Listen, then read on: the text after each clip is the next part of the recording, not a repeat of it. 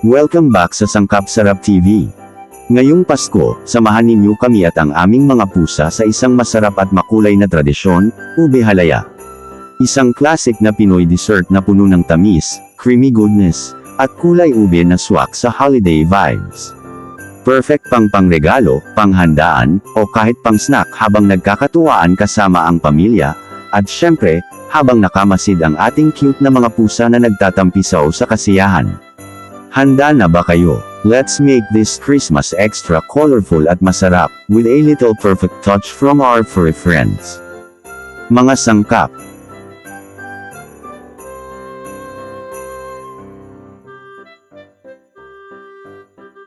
Dalawang kilo ng ube, nilaga, binalatan at dinurog.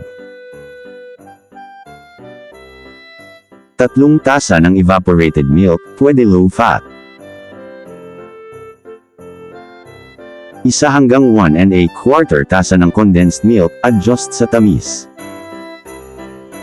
3 kutsara ng butter, 2 kutsara kung gusto ng mas magaan. 1 kutsarita ng vanilla, optional. Kalahati kutsarita ng asin, importante para lumabas ang lasa.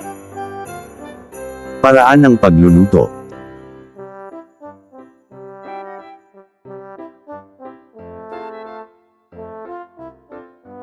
Sa malaking kawali o non-stick pan, pagsamahin ang dinurog na ube at evaporated milk. Haluin sa mahinang hanggang katamtamang apoy hanggang maging makinis.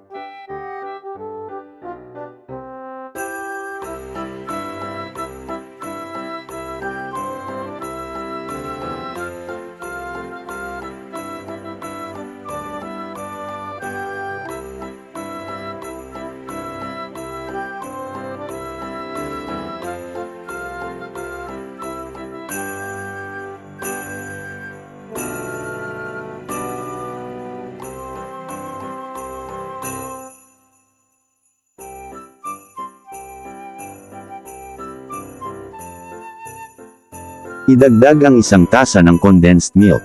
Tikman at magdagdag ng tig 1/4 tasa kung gusto pang mas matamis.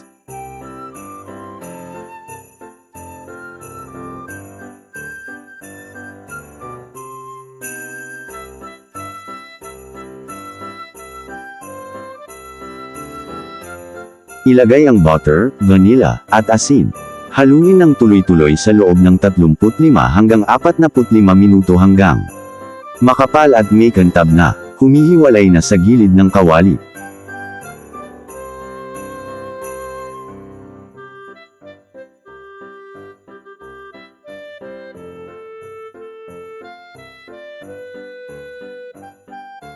Ilipat sa lalagyan at hayaang lumamig bago ihain.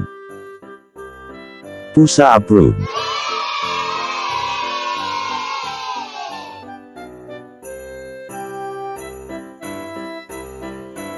Kung nagutom ka sa video na ito, alam mo na ang gagawin. Like, comment at subscribe para sa more Meow Sarap's recipe dito sa Sangkap Sarap TV. Shout out sa lahat ng mga kasarap sa solid supporters.